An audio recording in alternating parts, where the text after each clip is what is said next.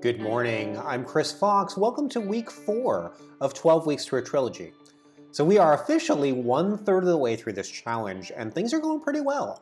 I'm a little behind on word counts. As you're going to see in the recap section, I did not write very many words this week, but I had a damn good reason why. I was working primarily on plotting and on doing the read-through for the first completed book, Behind the Lines. So I did accomplish a lot this week, but I am behind on words. Now, the number 1, 2, and 3 question that I am receiving from you guys is all different flavors of how am I going to launch these books and what's involved. Today we're going to take the first look at what it takes to launch books, and I'm going to go into my calendar and show you some of the things that I have to schedule. So even though I'm not going to put these books out until probably the middle of May, it's time to start thinking about the launch right now and getting those pieces in place and figuring out, when drafts need to be completed and coordinating with my editor and getting the second and third covers created. So we'll do a little bit of that in the second segment of the video. Anyway, without further ado, let's go ahead and jump in and see how I did. Okay, so let's take a look at how I did this week. So this is where we left off. You can see that I had almost reached my goal. It was only 970 words behind schedule. I had finished the first book. And then all of a sudden, oh my God, 0 day, 0 day, 0 day, 0 day, 0 day. 5 days of no words. Jesus, it was painful. So what was going on during that time period? Well, I was doing a lot of the plot gardening that I mentioned in the previous video.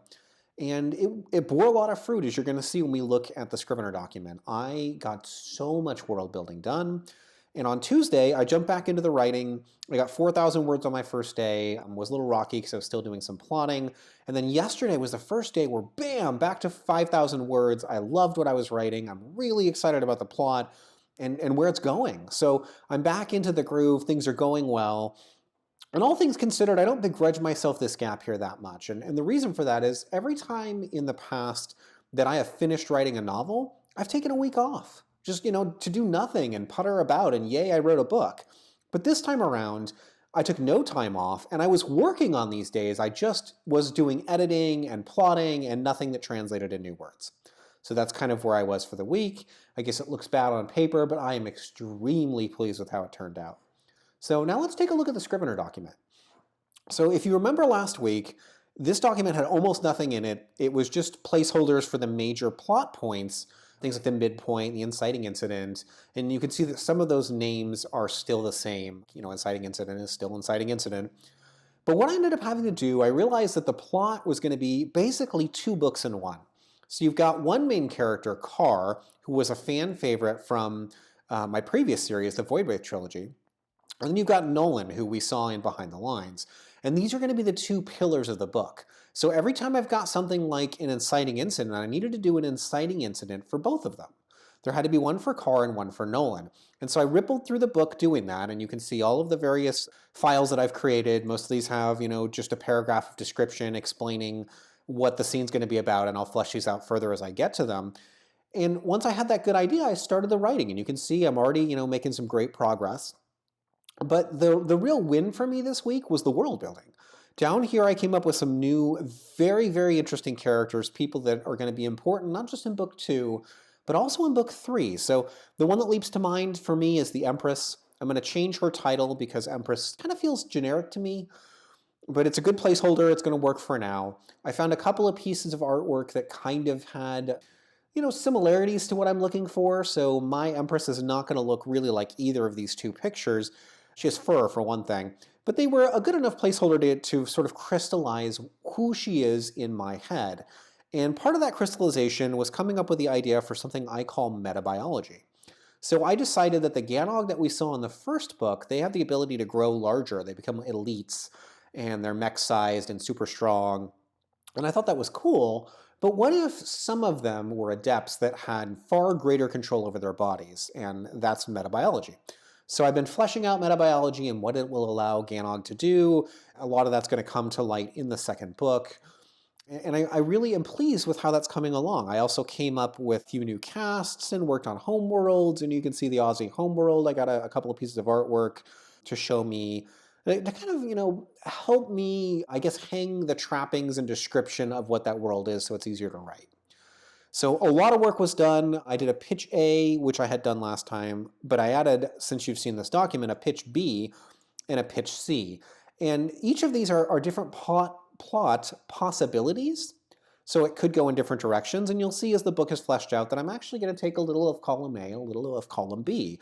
I'm not going to go with any one of these pitches, but I'm sort of using all three of them together to write the best plot that I can. So all in all, a tremendously profitable week. I'm very, very pleased with where I ended up. Yeah, there it is. So let's go ahead and jump into the scheduling portion of the video. Okay, so as you can see, the 12 Weeks to a Trilogy is going to end on May 19th. So all the planning and plotting that I'm doing is based around this. And my idea was that I wanted to get the books out 2 weeks before the end of the deadline for the trilogy. So that's going to be on May 5th. So I'll go ahead and drop in an event, publish Behind the Lines BTL for short. But how am I going to do that? There are a lot of steps involved, obviously, in editing these books. So what do I do next to ensure that I hit this date of May 5th? Well, let's go back in time a little bit. So we're in March. Today is the 16th. I need to make sure that I get Behind the Lines to my editor as soon as possible. Now, I've already talked to Tammy, and I have agreed to have the first book to her by April 1st. So that gives me until then to have it edited and polished. Now, I said that I was going to write the second book before going back and editing the first book. So if I need a week to edit Behind the Lines, and I do, that means that the editing is going to have to start on the 25th, right? So begin editing Behind the Lines. If that's going to happen on the 25th, that means that I have to be done with complete Hold the Line draft by the 24th. So that gives me just over a week. So if today I hit about 15,000 words, and I do about 5,000 words a day, that's going to be another 35,000, that would put me at about 50,000 words on the 24th, which is most of a complete draft. Now what I'm going to have to do is, if I don't finish that draft on the day that I've selected, I'm going to have to set aside the second book not completed and jump into editing Behind the Lines anyway, because this down here, this April 1st, this is a hard deadline. I have got to get that book to Tammy. And so the most important thing is to drop everything and finish editing Behind the Lines as of the 25th. So you can see kind of the dates I have put in, and these may end up changing based on, real life kicking my butt in the middle. If nothing else, you can see over here on the 21st, Mass Effect is coming out, Mass Effect Andromeda. So that unfortunately is probably going to take a bite of my time, but I will try to not allow it to interfere with what I need to do. So this is a good look at the next few weeks of the challenge and what I have to have done.